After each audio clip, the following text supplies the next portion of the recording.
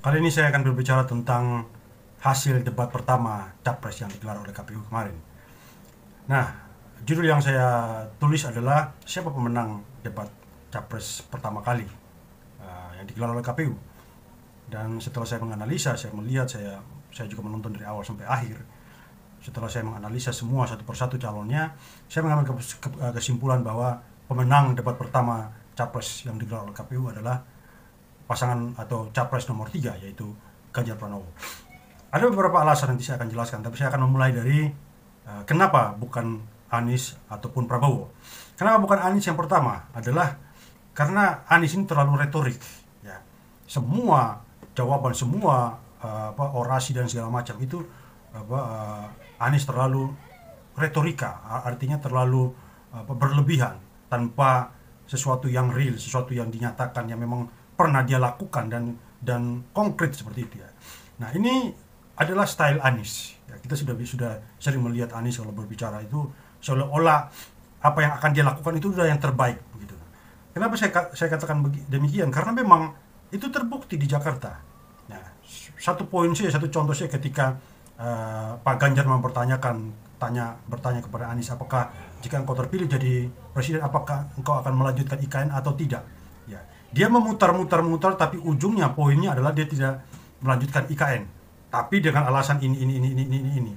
Nah, ini sama aja kalau orang lain orang di luar Jakarta mungkin akan percaya pada Anies, ya kan, karena cara pembawaannya sangat teratur.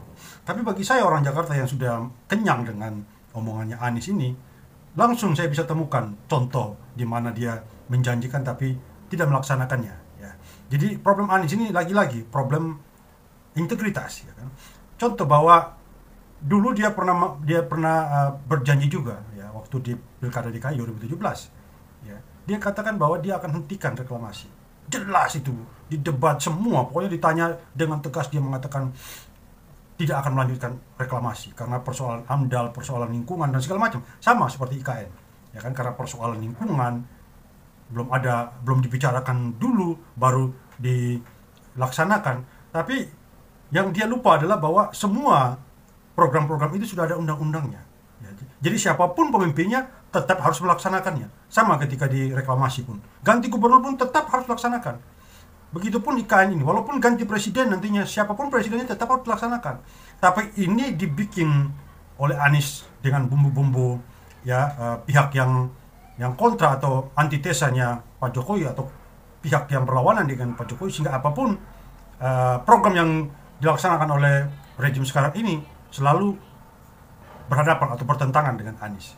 Sehingga pola Anies ini kita sudah baca bahwa waktu di reklamasi dia ngomong begitu, ternyata tetap dia jalankan kok, dia kasih izin, dia keluarkan sertifikat banyak sekali. Buktinya PIK 2, PIK 3 itu jalan kok sekarang reklamasinya. Nah, begitu juga dengan IKN. Jadi Anies ini menurut saya terlalu banyak retorika.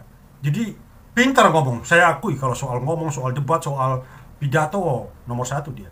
Tapi isinya itu yang kita penting. Kalau orang teliti melihatnya itu bagi saya nol. Nah, kemudian Prabowo ini terjebak dalam persoalan emosional. Mau dia brandingkan sekarang dia ini lebih lucu, lebih gemoy segala macam, tapi debat kemarin itu membuktikan bahwa temperamennya Prabowo tidak bisa disembunyikan. Tetap akan keluar, ya, ketika dipancing dengan pertanyaan mulai dari Pak Anies, ya. Pertanyaan soal demokrasi, pertanyaan soal oposisi, itu kan jelas kalau dia memang orang yang bisa mengontrol emosi, dia tinggal jawab aja sesuai dengan pertanyaannya. Demokrasi ya memang, demokrasi kan sudah tumbuh di negeri kita, bebas berbicara, ya kan. Jangan langsung Mas Anies, lu gak mungkin jadi gubernur kalau tidak demokrasi, kalau Pak Jokowi otoriter. Ini terlalu melebar dan tidak fokus pada pertanyaan. Ya, jadi yang keluar aslinya dari Prabowo adalah emosionalnya dan tidak fokus. Sehingga Prabowo ini kalau mau diurutkan dalam debat pertama kali ini, dia yang paling rendah, ya kan? Karena tidak fokus, terlalu menonjolkan emosional. Begitu juga ketika ditanya oleh Pak Ganjar berkaitan dengan HAM, ya kan? Ini kan jawaban yang mudah sebenarnya, ya kan? Ya, kalau saya terpilih jadi presiden, ya saya pasti akan tuntaskan ini. Selama ini menjadi goreng terus setiap pemilu. Ya, saya selalu jadi sasarannya. Nah, ketika saya jadi presiden, saya akan tuntaskan ini. Saya akan bikin komisi ad hoc dan sebagainya.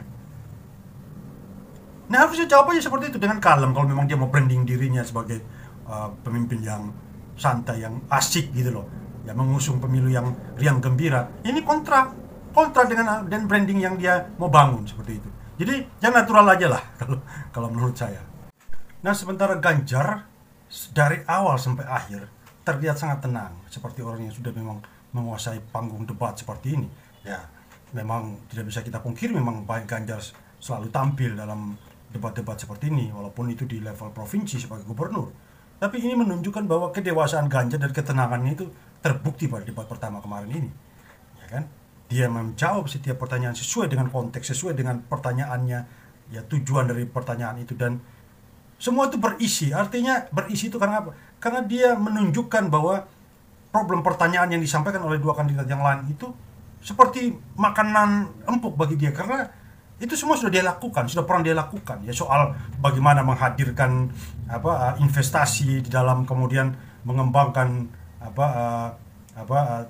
lapangan pekerjaan ya dengan membuka kawasan industri, itu sudah hal yang biasa Ganjar lakukan. Nah, terutama ketika Ganjar ini mau bertanya untuk hal-hal yang sensitif, khususnya untuk pertanyaan HAM kepada Prabowo, dia dengan sopan meminta izin, karena dia mungkin merasa bahwa ini pertanyaan ini agak tajam kepada Pak Prabowo.